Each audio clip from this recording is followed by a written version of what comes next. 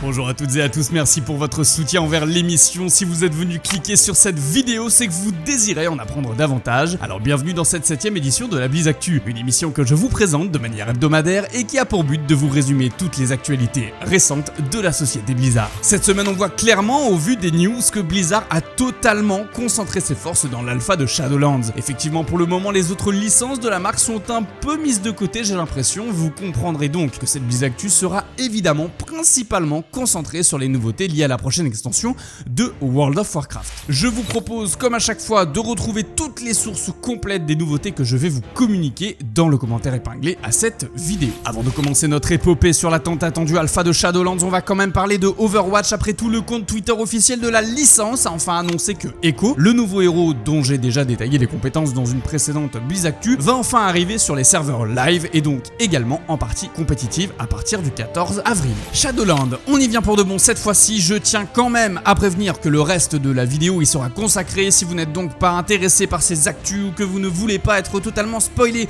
par absolument tout le contenu révélé dernièrement, je vous conseille donc de quitter cette vidéo. Première actu condensée de cette alpha, Blizzard nous avait mis au courant lors de la BlizzCon 2019 de leur volonté de permettre aux joueurs d'encore plus customiser leurs personnages lors de leur création ou en se rendant chez le coiffeur. C'est une promesse tenue de plus car on a pu voir arriver dernièrement sur WoW des articles montrant ces différentes customisations, allant du changement de couleur des yeux droit et gauche afin d'avoir des yeux vairons, aveugles ou que sais-je, à des changements de couleur de peau pour les races lambda ou des couleurs de fourrure pour les Worgen notamment, par exemple avec l'arrivée enfin des Worgen blancs ou encore des pandaren avec des fourrures un peu moins traditionnelles comme des fourrures sur des tons violets. Rassurez-vous, les autres races ne se voient pas démunies non plus de nouveautés, notamment principalement avec l'arrivée de tatouages comme vous pouvez le voir à l'écran sur les orques, les nains ou encore les trolls, mais je ne pourrais pas non plus parler d'options de personnalisation si je ne mentionnais pas le fait qu'il sera possible de cacher les os des undead afin de, pourquoi pas, donner un style différent à votre personnage ou enfin pouvoir voir vos sets d'armure au complet. Plein de changements au niveau de l'interface utilisateur ont été découverts également au moment du test de l'alpha ou encore en data mining, comme par exemple le fait de pouvoir mettre des points personnalisés un peu à la TomTom sur la map afin de marquer un emplacement quelconque, mais Blizzard va encore plus loin en intégrant un marqueur 3D que vous pourrez voir apparaître au moment de faire une quête. Celui-ci vous indiquera l'endroit exact de votre quête ou du PNJ à tuer ainsi que la distance qui vous sépare de celle-ci. Les quêtes de votre campagne personnelle seront également plus facilement reconnaissables avec ce nouveau marqueur. Les métiers intègrent comme prévu la possibilité d'ajouter des composants optionnels aux armes, armures et autres que vous crafterez afin d'y ajouter des caractéristiques supplémentaires. Ou alors pour en finir avec ces petits changements d'interface pour l'instant, vous pouvez voir si un de vos personnages a du courrier en attente directement sur l'écran de sélection de personnages.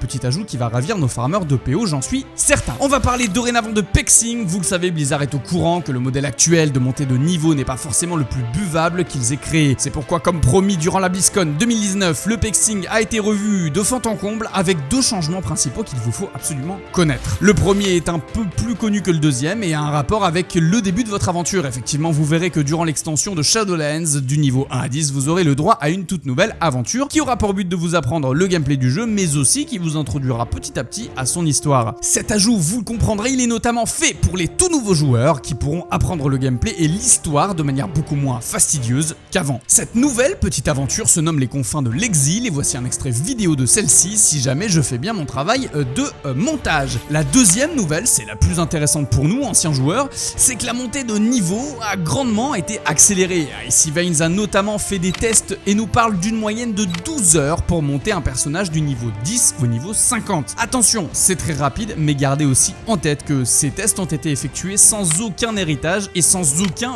boost d'XP. On peut donc conclure que pour monter un personnage, on arrivera très certainement en dessous des 10 heures, ce qui est incroyablement bas. Et pour encore faire plus plaisir aux amateurs de leveling, on a également appris de la part de WoW qu'apparemment la création de races alliées ne nécessitera plus de prérequis, ce qui personnellement me fait un peu rager quand je repense à la galère que c'était pour notamment débloquer les sacres nuits. On continue cette BlizzActu en douceur avec les apparences en tissu et en plaque du premier raid de Shadowlands qui se nommera l'Antre ou The Maw en anglais. J'ai personnellement une préférence pour le stuff en plaque qui je trouve est encore une fois le plus beau avec cet effet roi liche, mais le stuff tissu n'est pas si mal que ça non plus, notamment notamment avec l'effet sans robe d'une de ses versions. Les vendeurs JCJ font aussi leur grand retour et ça c'est mon cœur de PVP player qui parle avec la possibilité, comme à Warlords of Draenor, d'acheter des pièces de stuff spécialisées dans le PVP contre de la monnaie durement gagnée en champ de bataille ou en arène. Je n'aime pas vous laisser sur une note négative, mais sachez qu'il y a de grandes chances que la BlizzCon de cette année soit annulée. Effectivement, vous vous en doutez, Blizzard est conscient des risques d'un tel événement en cette période si particulière,